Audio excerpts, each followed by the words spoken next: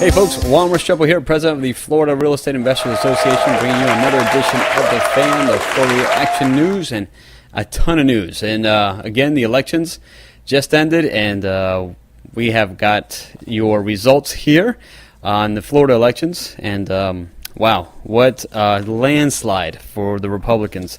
And let's talk about those here real quick. And here we go. Florida Governor Rick Scott defeated Alex Sink, a very, very close race, and she didn't concede until late into Wednesday morning, so this was a tough one, but I think now they realize that he won.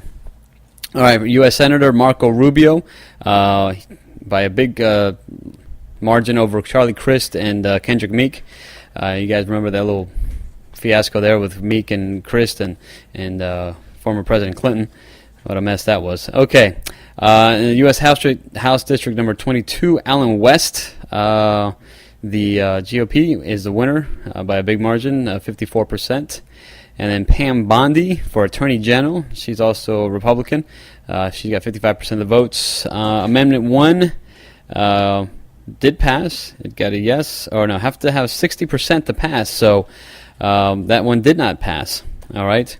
And then Amendment number 2, the military tax credit, an overwhelming yes. 78% of the voters wanted to give our military a tax credit for the time that they serve on their property taxes. So yay to the veterans. Good job, guys, for taking care of them. Amendment 4, big one for realtors, contractors. Everybody was against this, and it got the big no. All right, 67% of the votes went to no. Amendment number 5 got yes. It did pass. Let's see, Amendment 6.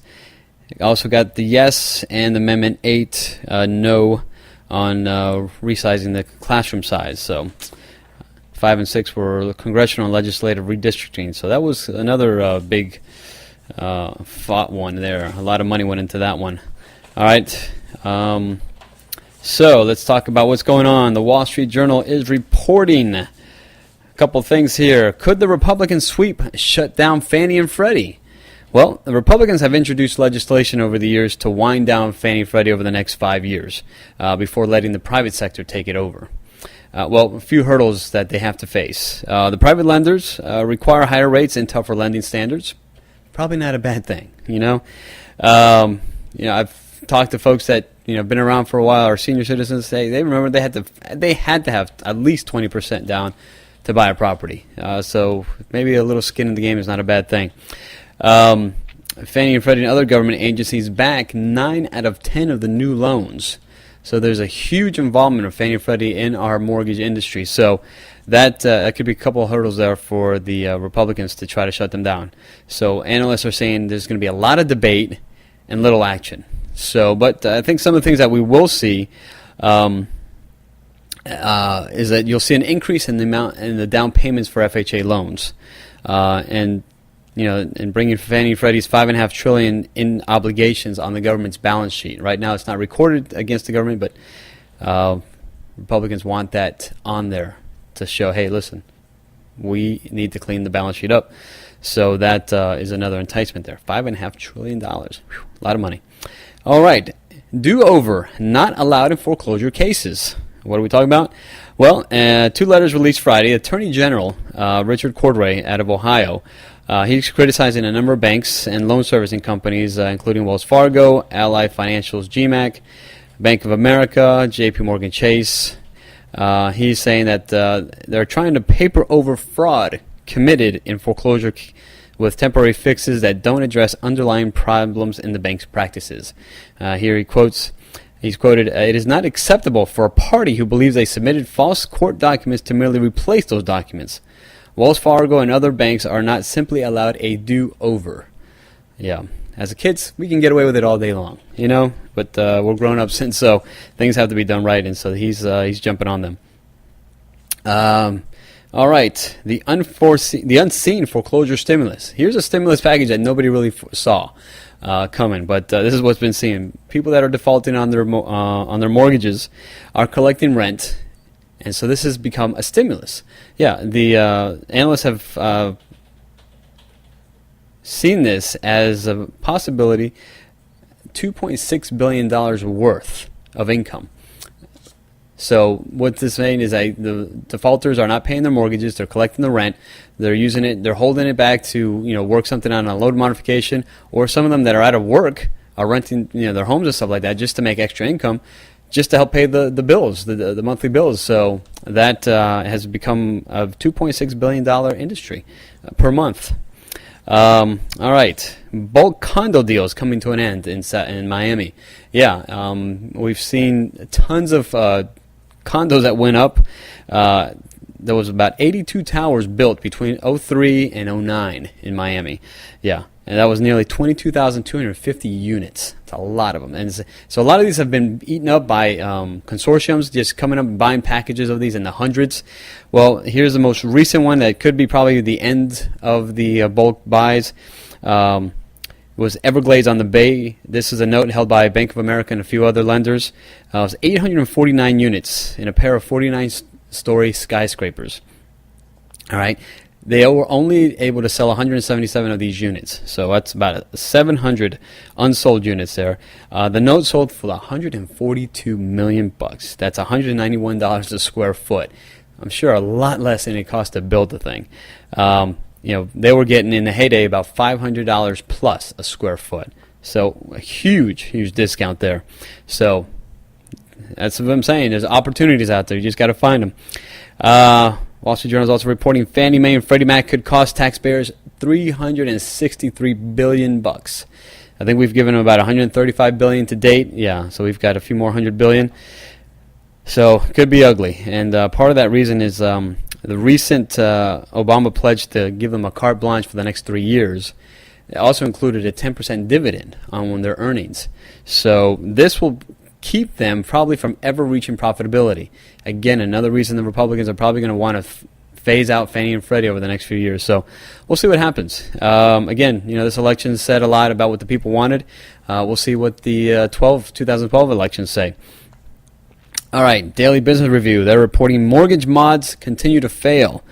All right, something I want you guys to pay attention. Those of you who are considering loan mortgage modifications. The HAMP, this is the HAMP program, and it's failed. About 1.4 million temporary trial mods are canceled. Okay, 466,708 borrowers have received permanent loan modifications, but even these guys have been canceled. Okay, so you got to be careful. There's some paperwork that's flowing in here, and here in my next report from the Palm Beach Post, a South Florida man got his foreclosure reversed. Now, what happened was he had been trying to work something out with Chase to prevent his foreclosure, and they said, yeah, we're sending you the loan mod paper, we're sending it to you, and he never got it, and they continued to pursue the foreclosure process. Well, his defense attorney was able to put a stop to it and get it reversed, okay? But what happened was that they had signed some paperwork let me get the right word in here. Yeah, foreclosure defense attorney Thomas Ice of Ice Legal in Royal Palm Beach said a client received the waiver October 23rd. Ice fears people may sign it not knowing what the letter says. He's also concerned it's an attempt to circumvent an attorney so that motions such as these are shut down. And what it was is that these homeowners are signing a waiver swearing they won't file a suit against the lender if the property is sold at auction while a solution is being negotiated, such as a short sale, deed in lieu, a foreclosure, or a loan modification. So, folks, if you're working something out, be sure to read the paperwork, okay? There's a lot of trickery going on in here. Could cost you your homes or your properties if you're dealing not with your personal home. So definitely just watch what you're signing. Palm Beach Post is also reporting here 65,380 foreclosure cases cleared in Florida. So we talked about the $6 million that were handed down from the state to help the backlog of foreclosure files in our counties. Palm Beach County has dropped their backlog from 36,592 from 46,438. So it looks like they have used the money. Again, foreclosure defense attorneys are concerned with this rash of hurrying these through because folks aren't taking advantage of their rights. There's just one summary judgment, and that's it. And that's what happens. These attorneys are saying, listen, all you have to do is say something, and it could stall the foreclosure. Could cause it to stall up to a year. So if you're trying to work something out, definitely know your rights and find out what's going on.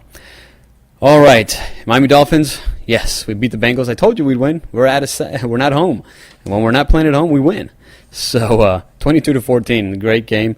And now we got the Ravens. That's on Sunday, November 7th at 1 p.m. So let's go Dolphins. I think that's an away game too, so we should be able to make it. All right, what's going on at the FLREIA? Well, we've got our cash flow game on Friday, November 5th.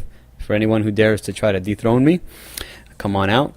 We've got our Real Estate Opportunities webinar. It's a new thing that Sharon's doing with her property list. So check it out. It's every Tuesday at 12:15. It's an online webinar.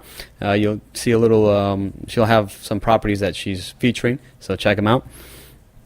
And then we have elite members. We've got our power trip on November 13th at the Petty Racing Experience. Looking forward to that. Then our God's Property on November 18th, Thursday, November 19th in the morning. And then our meeting that evening with Nick Sidoti. Exploding rental income. You definitely want to see this. He's going to show you how to double, even triple your rental income on your current homes. All right, and don't forget to follow us on our social media. We've got a lot of updates. We're doing a lot of stuff. A lot of you guys are communicating that way. We appreciate it, and we're getting a lot of news out that way. So follow us on Facebook, Twitter, and all the other things, and our FLREIAblog.com. All right, that is the news this week. Thank you very much for tuning in, and we look forward to seeing you at one of our upcoming events. This is Juan Restrepo signing off. God bless.